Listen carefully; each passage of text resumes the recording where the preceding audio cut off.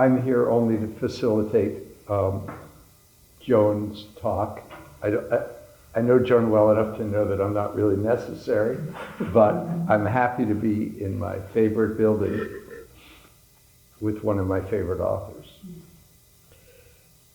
And given where we are, I thought I'd ask you, have you read anything good lately? Ooh, what a question. God, that was unprepared. Well, I'm a big fan of economical writing, so I've been reading the Irish writer Claire Keegan. A lot of you might know, because there's now been a film about her work, so I kind of devoured everything she's written. And it's fast, because they're short, and she's very economical. So, that's one writer I've been reading a lot. And I also highly recommend, if you haven't found her, the stories of Edith Perlman. Edith Perlman actually lived in Brookline, and she got a lot of recognition in her 70s. And she said people would claim, she's passed away a couple of years ago, but she said people would say, you must be an overnight success. She'd been writing for 45 years, but she got on the front page of the New York Times Book Review and all these things later in life, and her work is wonderful, so I recommend her stories to anyone. She's really good. And I introduced her at one of the library events, one of the spring flings, I think. Oh, okay. And it was good to meet her. Yeah. And you asked, or I'll pretend you asked, what I've been reading. And I finally read a book that half of you, I'm guessing, have already read, Orbital. Yeah, Samantha Harvey. By Samantha Harvey. A short, talk about economical book, in which almost nothing happens, and yet it's a beautiful book. It's about 6 astronauts from different parts of the world who are all scientists on a mission to study a number of things as they orbit the Earth for several months, maybe 6 months, a long time. And amazingly, we don't really meet any of them in depth, and not much happens, and yet it's kind of breathtaking in its beauty. I've also been rereading this book, in which a lot happens, with some awfully good writing as well. But as Lily mentioned, you weren't always a fiction writer. When Linda and I first knew you and Alan, you were a lawyer. Yeah. How did that happen? How did that lawyers switch write a lot happen? of fiction, they make stuff like, you could say that, that's kind of glib, but we won't say that. Yeah, we won't say that. No. When people ask the question, how come you became a writer at 40 or started writing fiction at 40, I have answers. I have many different answers depending on how old I am at the time of the answer or the mood. There's really not one answer. I think that it was probably going to happen eventually. I always liked to write, and I just did the kind of dutiful thing for the experience of my, how I grew up, where I went to college. I have college friends here. I did the path to become a lawyer, and then around 40, it was really starting to get to me, and I went sort of under the radar. I started to write fiction, but I didn't tell anybody. I really kept it closeted because, here in Newton, if you say you're a writer, the first thing everyone says is, what did you publish? Yeah. And for 10 years, the answer was nothing. So, I kept it pretty much quiet, and I just slowly, began to write. What was the first thing you published? I published a story in a defunct journal, a little, went out of business very quickly, a little story about a brother and an adult brother and sister, and it made me at least feel like legitimate. But I didn't publish my first book. I was 53. It took 13 years to publish the book. I had published another overnight success. Another overnight success. So, it was slow, but, that was the path. So that's how it went. Yeah. We all know of lawyers who write courtroom dramas. Yeah. I don't think the word courtroom has ever appeared in one of your stories. No. And I should mention that probably one of the first people I studied with is here, Robin Stein. Robin, who's also a lawyer, right, and a poet. So Robin was running a class at the JCC, I recall, right? And I remember at the time I had little kids and I had a babysitter. And I used to go to the pool to swim. I wasn't writing. I was just getting away from my kids, going to swim. And one day the pool was closed and I had a babysitter. I wasn't going to go home. So I stumbled into this class that was going on. It was Robin's class. She I also, could see you had great promise. yeah, right. So that took a while. But what was the question you said? What was the question? Yeah. What was the question? Oh, you did, how you started, and Yeah. the fact that you didn't write Right. from your experience as a write lawyer. lawyer stuff, right. No, I didn't. I had enough. And so I didn't write legal stuff. I kind of immediately started to write, what you call literary for character-driven stories. It took me a while to hit on the material that eventually got into my book.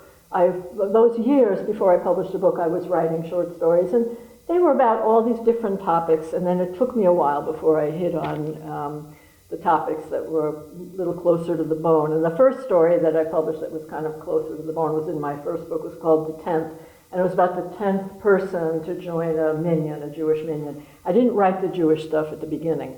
I don't think I had I didn't think I had the craft ability, and it took me a while before that stuff became really urgent, that I really felt I needed to write it. So it was a process to get to it. But in the new book, Right. which I think is your best, half the stories are set in Israel, Right. and the other half in America. Most cases are all Jewish characters, Yeah. but in some cases it's more marginal. It's not critical to the story. Right. In some places it is. Reading a couple over today, I was thinking, what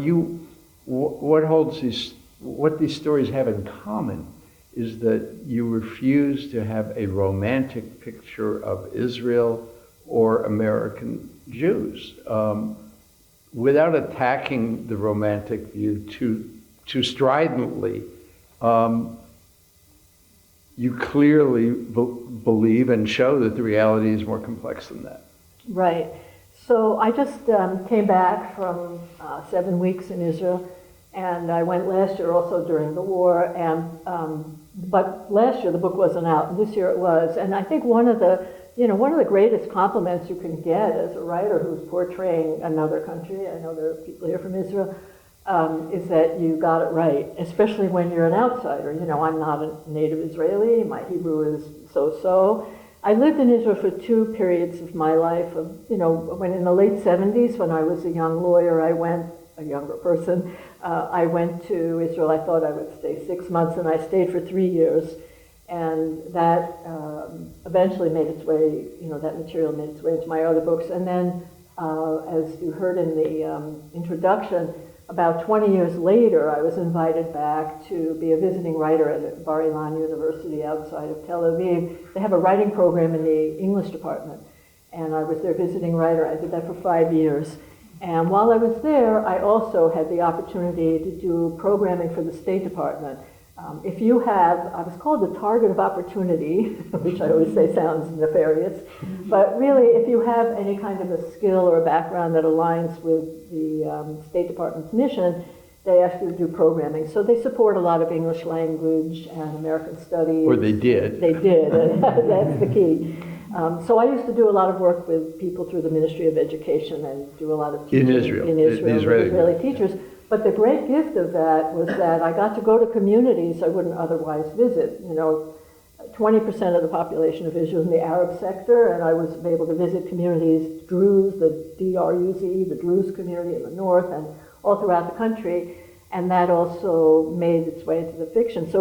But part of when you say about not giving a romanticized view was I was writing stories about situations and people, but what would emerge is like there are Russian cleaning women, and there are Filipino housekeepers and helpers, and all kinds of people from different parts of the country. Because if you're going to write about Israel and people there, that's part of the landscape of the country. So I have a deep attachment to the country, but I've been kind of in and out of the country for 40 years, so I think I've gotten over the romanticized impression, and then it becomes more nuanced. Well, one of the stories, Yeah. several of the stories, involve a visiting teacher, a visiting professor. The one I wanted to ask you about, to go into a little bit of depth about, is, and I'm blocking on the name of it, but it's about two American girls who are visiting, beautiful souls, right, who are visiting for only a week, right, and what happens to them. Right. And I know you start with a sentence, and that sentence may or may not end up in the final draft of the story. Right. And it's hard to believe for a nonfiction writer that when you have that first sentence, you have no idea what the story will be. Right. Would you talk about the first sentence and about the story? Yeah, I was telling Bill a little bit, my process as a fiction writer is that not every fiction writer is like this, but if you read enough interviews, you hear others say the same thing. When I sit down to write a story, I usually have no idea what it's going to be about. I have no idea where it's going to go. I have no idea what the so-called themes are. I think you hear other writers say they don't write to a theme, then it becomes kind of like an essay or a dogmatic kind of thing.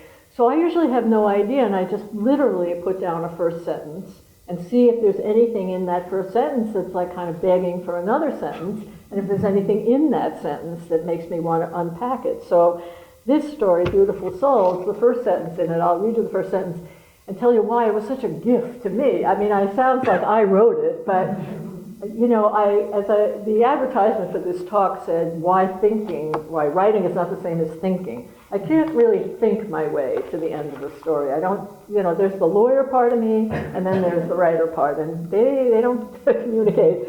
And so I have to get there in other ways. So I put down a first sentence. I don't know where it comes from, but if I follow it, it'll take me all the way through. So this story is a good example of how that works. And this first sentence was the first sentence of the original draft, and it survived all the revisions. And it opens like this: Beautiful Souls.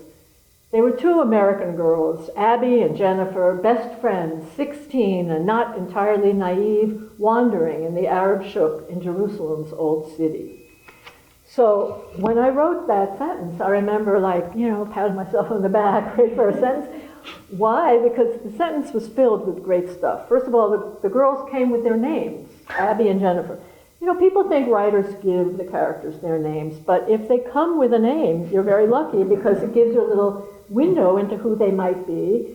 And this will resonate with this audience. Within about 3 paragraphs, I discover where they're from: Cambridge, Massachusetts. Well, a picture starts to form: Abby and Jennifer from Cambridge. So if you're a fiction writer and you're trying to guess who they are, it's like they exist, but I'm trying to bring them into focus. They're not being raised in Newton, they're not being raised in the suburbs, they're not being raised out in the country. These are parents who are opting for a sort of Cambridge upbringing. I began to get a little feel for who they were. And also, if their names had been, Miriam and Esther, or they might be from Borough Park or something, they're not going to be from Cambridge. If their names were Cassidy and Cassandra, maybe they would have been from LA. It's not the same as Abby and Jennifer. So I already began to get an idea. The other thing is where the sentence told me where they are. First of all, they're wandering. They're not shopping or sightseeing. They're wandering, and where? The Arab Shuk in the old city. So let me read a sentence of where they are. That was a great sentence. These were not kids whose families had given up on their heroic attempts at urban child rearing in virtuously peeling triple-deckers in Somerville or Central Square, and had slunk out under cover of darkness to the embarrassing suburbs. Right. That's who they were. That's who they were, and that's who they emerged to be. No, so, that's who they weren't. Yeah, that's who they were. But they emerged to me, is what I mean. Like, I didn't know that's who they were. I just follow the sentences, and the sentences pull me along. And that's what happened in that story. And the other thing about that very first sentence is that the sentence gave me this other gift. It said, two American girls, best friends, not entirely naive. And as I wrote it, even I thought, oh, like, really? And the story did end up being about what you said about, Americans in Israel. The story ended up not just showing that these girls were naive, but that Americans can be naive in another country. I don't have to tell you the whole story, but... No, but this story almost didn't make it into the book. Yeah. You want right. I'll tell you why. So The story in the end, something's going to happen in the beginning, because it says he's wandering in the Arab Shuk. It's tense. I wrote this story of 2011. It wasn't that long after the Second Intifada, when there were suicide bombings, bus bombings regularly. It was a tense place. So something was going to happen, and something does happen. At the very end of the story, there's two soldiers. And you know, the girls are 16. How old do you think the soldiers are? 18. They're like practically the same age. And they come over to these girls because something has happened. In a cafe. In a cafe in the old city, right, an Arab cafe. And they say, how long have you been here? Just a very short time. And they said, this is not a theme park. Meaning, and what do? We go to places, we take pictures. It's not a Disney theme park. And then the soldiers deliver the real punch at the end. They said, and he gave me the title, gave me the whole story.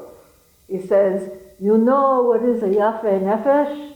And what is a yafe nefesh? I know that some people know what that it translates to beautiful soul, but it's an idiom in English. He says, in English, you say bleeding heart. And he says, you can be that way in America, but you can't be that way here. And I almost had chills when I wrote that, because I thought, first of all, it distilled for me an understanding of the Israeli attitude. You can't be that way. And maybe they would like to be not so tough, but he said, you can afford to be that way in America, but you can't be that way here. But I told Bill, when I put this collection together long before October 7th, I was afraid the story might be a little strident. Maybe it would come out as too right-wingish, so to speak, we're so tough. But I wasn't sure, but I kept it in the book. And then October 7th happened,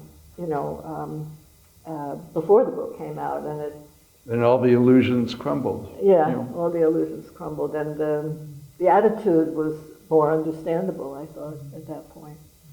So you never know how your work's going to land, at a given time. Yeah. Do you want to read a little bit of that, or another one? Well, I'll read a little bit of that one. Yeah, I could give people a little feel. It's an interesting perception.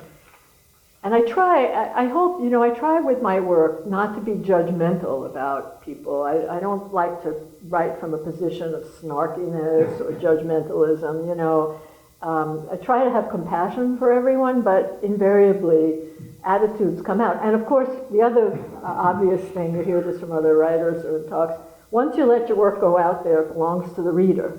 What people see, sometimes people say, oh, I read the story, it was hilarious. And I'll think, hilarious? Like, are you kidding? Or they'll say, you were so cruel about X, Y, Z, or why did you write such a depressing story? And I'm thinking, I thought it was uplifting, it had a redemptive ending. So again, how the characters come across is largely how the reader hears it. So there's a little bit about this one here. So I'll read the opening of this one. There were two American girls, Abby and Jennifer, best friends, 16, and not entirely naive, wandering in the Arab Shuk in Jerusalem's old city. Good girls, not rebellious types, they had left the hotel early that morning with their earnest parents, Lisa and Dan, Karen and Mike, to sit through the interminable Saturday morning services at a crumbling ancient synagogue off a winding alley, just as they had dutifully trailed along to all the tourist sites the entire week. And now this, an afternoon alone in the Shuk, was their reward. No adults, just the two of them. They could go, the parents said, as long as they promised to stay together and be back at the hotel by 4, because at 4:30 it would be almost dark.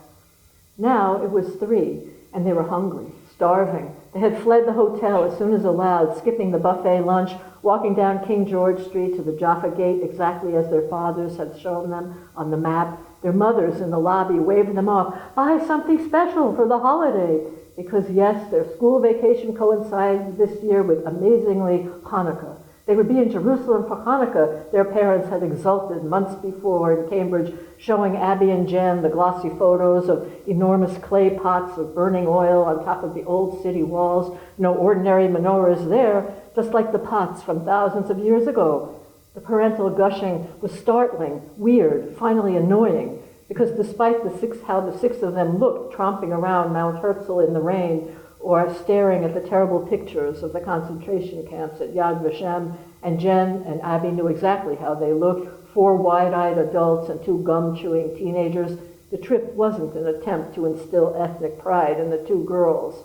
Rather, it was because Lisa and Dan and Karen and Mike, friends since college, suddenly wanted to get into the Jewish thing for themselves, a hole in their endlessly re-examined lives, they told their daughters when selling them on the travel plans.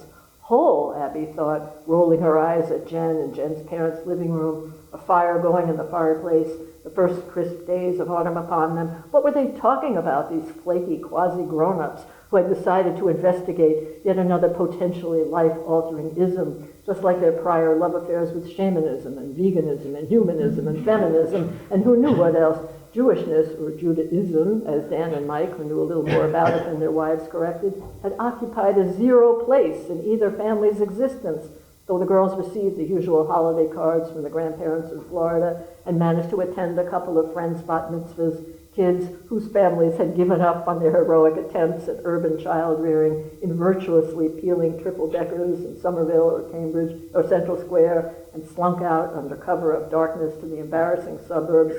But that was it for tradition. Religion, any religion, deemed collectively and unanimously by the four adults to be primitive, regressive, equally divisive, the scourge of humanity. It was a tenet by which they'd all lived, Abby and Jennifer had been told ad nauseum, which made the recent turnaround irritating, to say the least. They were exhausting and confusing, these parents. Abby, for one, wished they would just lighten up and be more concerned with their daughter's PSAT scores and insufficient wardrobes instead of their eco-conscious human potential, progressive egalitarian spiritual health. That was the parents. I tried not to be judgmental. But it probably slipped through a little bit. Anyway, there you want to pause here for an audience question or two? Any questions so far?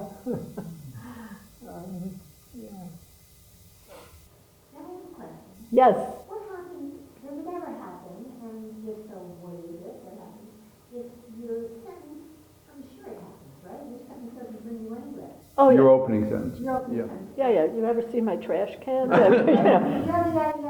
Do you know it right away when you see it? Yeah, well, it depends. So sometimes a thing fizzles out in a paragraph. More often it fizzles out on page 2.5. I'm serious. It's like, I'll go up to like page 2.5 or 3, and, you know, I can't make it go anywhere. It's like kind of dies on the vine. And sometimes it fizzles after a month or a year. I have a couple that are still cooking after 20 years. I keep going back to them. But a lot of them fizzle out, definitely. Yeah.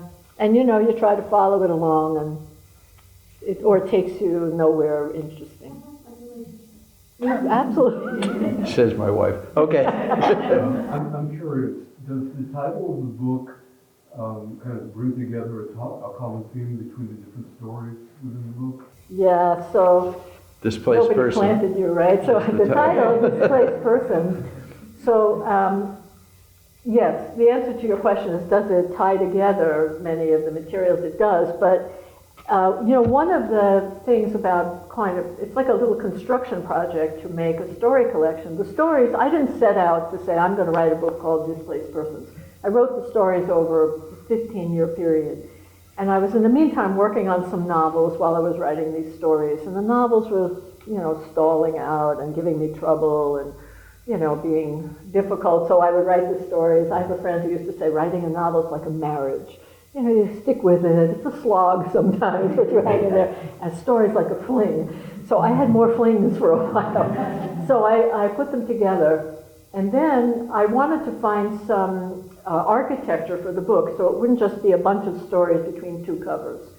I discovered at that point that I had 14 stories that involved Jewish characters, 7 set in the States and 7 set in Israel, and I thought, oh, that'll make a nice division, a bit of an architecture. The book, I wanted the book to be a little greater than the sum of its parts, you know, to have some additional meaning. I named half of them East for the ones that were set in Israel and half West for the ones set in the States.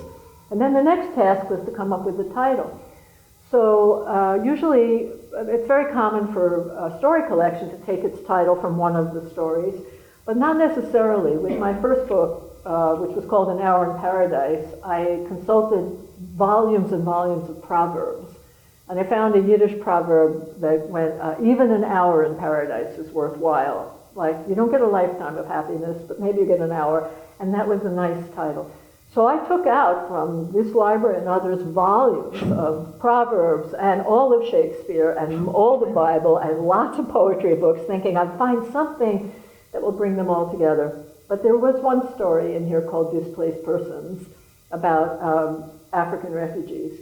And I thought, no, maybe I'll go with that, because all the stories that were set in Israel involved people that were geographically displaced. They were either Americans, or as I mentioned earlier, the Russian cleaning women, or the first one's called The Baghdadi, about a man who moves from Baghdad. So I thought that would work, and the American stories, the people were kind of emotionally displaced with mental illness and so on. But that wasn't the first title. At one point, there's a story called The 11th Happiest Country, which I got from, you know, those ratings of, and I was in Israel at the time, and Israel at that year was low for Israel. It was the 11th happiest country, but I thought that sounded like an interesting title for a story. I almost named the collection that, and I thought it was a little flip, and I'm glad that I didn't, because when the book came out, it would have been not a good title to call it The 11th Happiest Country. So The Displaced Persons seemed like a big enough umbrella, you know, without it being too rigid. Yeah, thank you. Yeah, Vicky.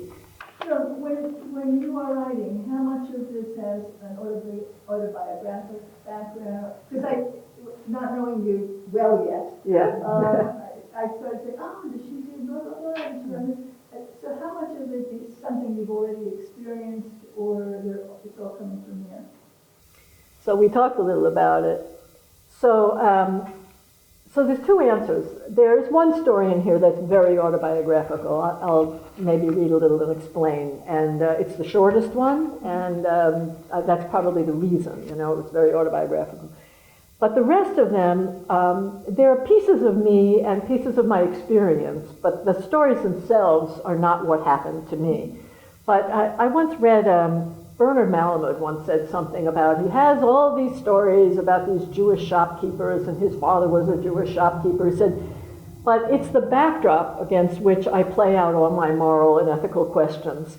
So some of the settings are familiar. Like the first story, The Baghdadi, is set on a university campus that looks exactly like Bar-Ilan University to me, but it doesn't matter, you know, but it was the backdrop. Or there's a story set in the Bronx. I know you're from the Bronx.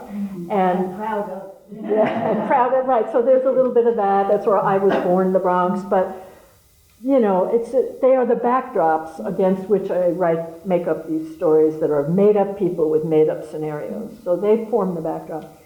But there's one very autobiographical story, and I learned something about writing from straight autobiography, because I don't usually do that. And I was actually telling Bill the other day, when I began writing fiction, I never wrote in first person, and I almost never wrote about women, which is counterintuitive. Most people, you know, write from Write their what own, you know. write what you know or what you are.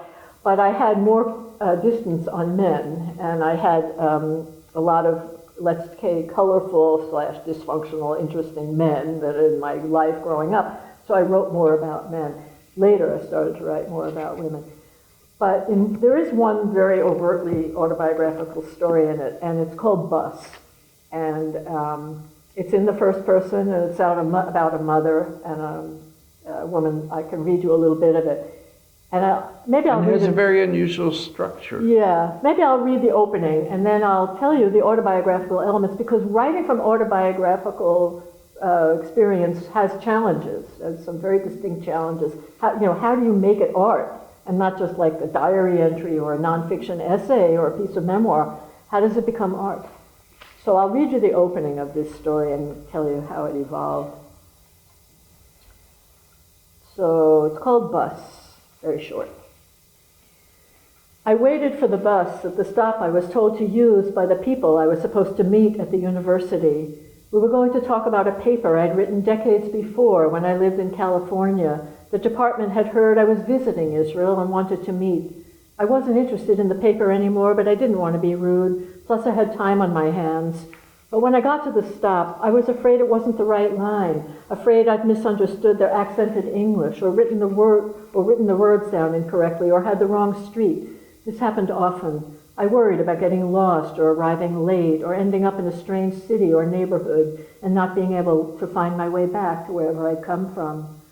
So that morning, I decided I would work up my courage and ask the driver, no matter how impatient or brusque he seemed, if this was the right line. I practiced words while I waited in the shelter, trying not to attract the attention of the other women standing there with their packages and bulging plastic bags of groceries. But when I climbed up the metal stairs and heard the whoosh of the doors closing and felt the bus lurching down the tree-lined boulevard, I forgot all about asking the driver. All around me were stuffed animals, plush brown teddy bears and monkeys with curly tails and baby kangaroos in their mothers' pouches, turtles and lions and soft yellow ducks.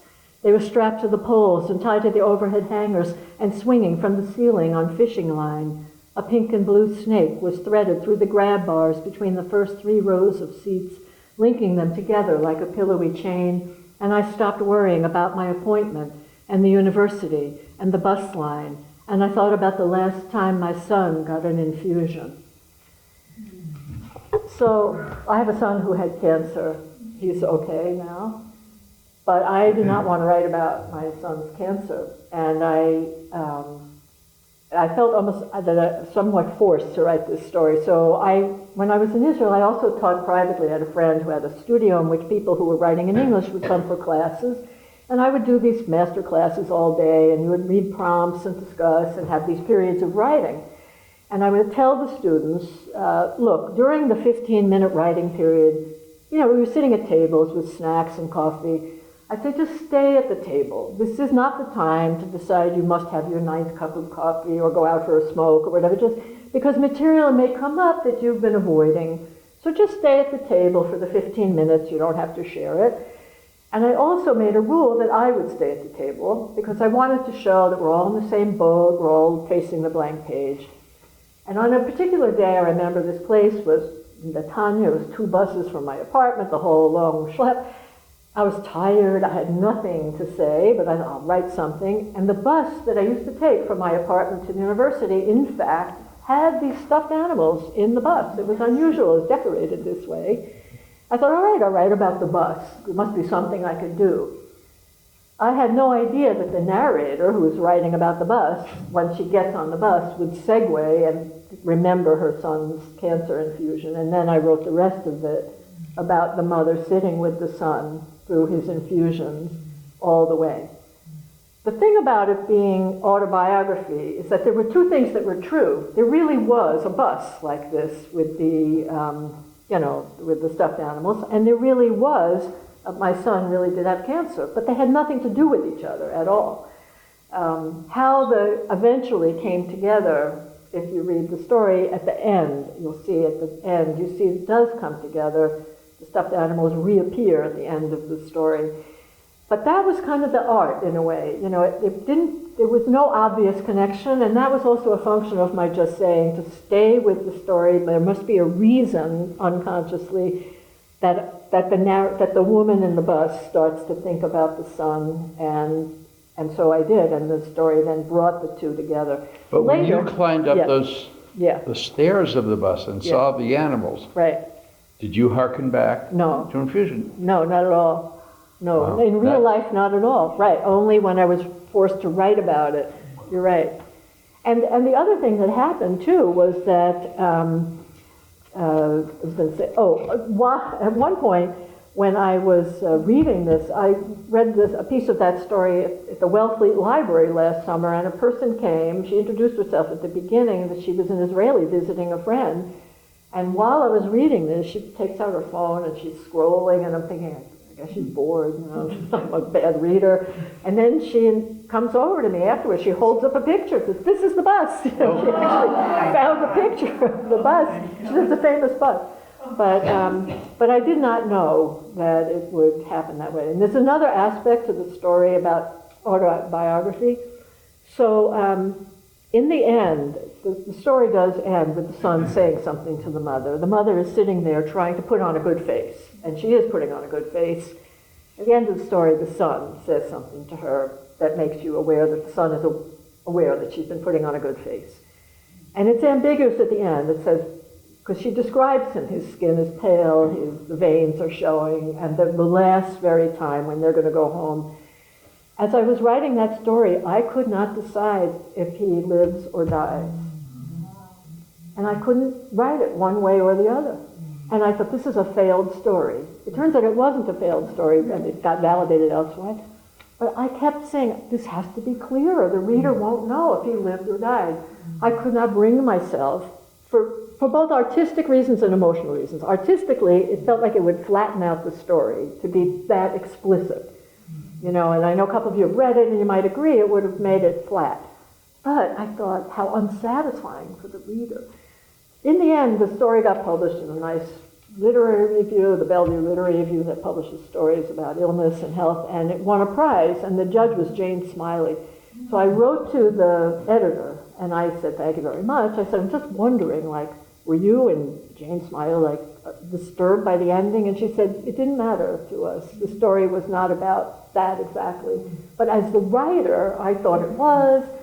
You know, the autobiography can get in your way.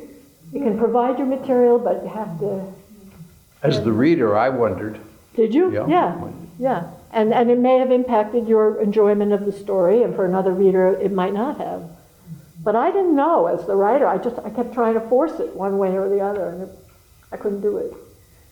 So, I don't know if my son has even read it, you know. he says, I'll read it when you die. He said, I'll have something to read of yours. I don't know what that means. Yeah. It's a good question, though. Thank you. Any other? Yes. Joan, you mentioned revising. Can you talk a little about the revision process and how many drafts you go through and what that's like? Yeah, so revision, Robin asked about revision. And I don't have numbers of drafts. My problem is I kind of continuously revise. But I have a couple of methods. Number one is I write by hand, for starters.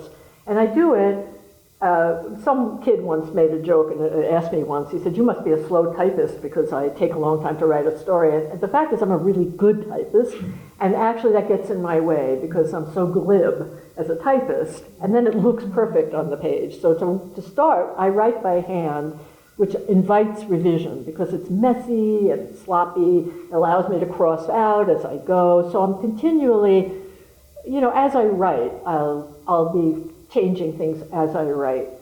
So that's one piece of the revision that happens. At some point, and then I do type it, and then I mess it up as quickly as possible because it has to look messy for me to feel like it's still alive.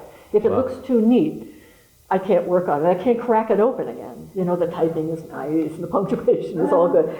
I have to keep it as sloppy as possible. Even when it's typed? Yeah, as soon as it's typed, I take it out of the printer and mess it up as soon as I can. Like, I really have to make it look messy. And I analogize it a little to sculpture. I once heard a sculptor talk about, you know, you get the blob of clay out there and then you have to keep molding it. It has to feel like it's still malleable. So in order to revise, I have to keep it in a malleable state. And some of it is right down to even the appearance of it. So I keep it as messy as I can.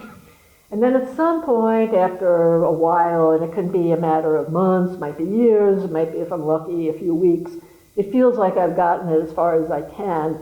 And then I put it aside a little while. I read aloud. I read it aloud to see if I can pick up, not just the sound. The sound is also a problem, but something that might make me wince or stumble, and I'll think, I didn't get the truth here yet, or something like that. So I read aloud. I put it aside. But I read George Saunders, who writes a lot on craft. You know, he has wonderful ways, and he has, I don't know if he uses this thing, something like a wince factor. There's one little thing that makes you wince. You think you're going to get away with it. That's your problem right there.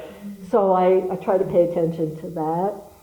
And then I just keep coming back to it until I usually have a gut feel that something isn't right. And it isn't a matter of the word choice or the rhythm. It's a matter of I didn't get to the truth. I'm using a shortcut, easy way out. I just keep doing it over and over. And sometimes it can take years. There's a story in here that was 24 years old, the last story. It took 24 years I to get it where you started wanted. it in 1999. Which one was it? The last one in the book. It's very long. It's called After. And I had a million versions of it. And it was quite long. It came really close to getting published in like the Atlantic and good places, but I could never quite land it. But I wanted to make it work here finally, and it worked in the book. But I kept revisiting it over. I wouldn't let it go because the story meant a lot to me, and I just couldn't let this one go. So it was never published on its own? No, never was. I enjoyed this collection and I enjoyed your other collection, and I thought I would enjoy your novel, but my independent bookstore tells me it's out of print. Oh. Any chance that one can get a hand on the novel? Yeah, let me know. I think it's still on Amazon. Amazon? Yeah, you know that guy. Anyway, we'll talk. I know a building in Newton. Yeah, and It has just it has about to be- everything for free. Yeah, it is. But you have to bring it back. Yeah. Yeah, Richard. So, thanks so much for your presentation. Yeah, thank you. From what you've read before so far about your stories, it sounds a little bit like your voice. Do you ever use voices of really people quite different, like Israelis or Arabs? Yeah. And so how do you ever know you're getting the voice right and that you're putting words in their mouth? Right, great question. So when I was assembling this collection, The one about the two girls has yeah, they're Arab two teenage voices. girls, but they're me, but they're two teenage girls. But when I was assembling the collection, I noticed in my first time around putting the two sides, 7 and 7, East and West, I noticed that the stories that I had set in Israel all involved Americans, and I said, no good, I have to have at least one story that's just Israelis, and I ended up with two. And one of them is about two soldiers, the 11th happiest country, and the other one is about women on a kibbutz. And someone said to me, how could you write a story about two soldiers, guys just out of the army? I've never been in an army, I've never been an Israeli soldier, I've never been a man, And it's a matter of mimicry and empathy. You have to be. Well, this is what fiction is. This is what fiction is. So you have to hope you can pull it off. It's what you said. How do you feel if you have pulled it off, right? You have to inhabit something else, and it is what fiction. It's a lot like acting. I feel like you have to inhabit other lives as much as you possibly can. And you have to do it plausibly, though. You read stuff. I'm sure we've all read stuff where we wince and say it doesn't feel plausible. But, your job is to approximate these other lives as close as you can. And I wanted to in those cases because it seemed too uniform. There And it was a fun. period in our culture not long ago, and I hope it's over, and Yes. it may be over with a vengeance, Yes, where people, right. where writers were told they cannot write about people from other cultures. Right, that it's appropriation. Preposterous and Right. disturbing. Sherry. Right. Joanne, Hi. questions about your experience, and now I'm going to read your book because I bought it when I heard you first time. Two questions. Did you ask the Israelis what they think about your stories about soldiers for Israel? Which is one. Second question. Your wonderful description of editing. Of editing. The revision. Brought an image. I almost saw that you're changing when you yourself are changing when you change the script. Can you say something about it? Yeah. So the one was, did I ask Israelis to read the stories, and what about my own changing? So Israelis did read the book afterwards. I didn't show it to anyone beforehand per se, but they have, and that's why I said earlier that I was told by people. One person said to me, "How's your Hebrew?" I said, "Not very good." And he said, "And how did you know to write Israeli so well?" I said, "Well, you don't have to have the language. It helps, but immersion in the culture helps. So you hope that you can get it right." And so I was told by people in some reviews from Israel that said it was right, so that was good. I don't know if I could write a whole novel from the point of view of an Israeli, but I was able to do those stories. The second question, that was interesting thing you asked, like in the course of revision, do I change? So the answer kind of is yes, in a way. You have to me, it sounds counterintuitive to a lot of people, but who say, I don't like to read fiction, I only like to read the truth. And I feel like, fiction is where the truth is. That's where you're going to find out how people live. I often say, we read fiction to find out how people live, because I can't knock on my next door neighbor and say, so tell me the truth about your marriage, But I can imagine it. That's how I make up scenarios to try to find out how other people live. How do they cope?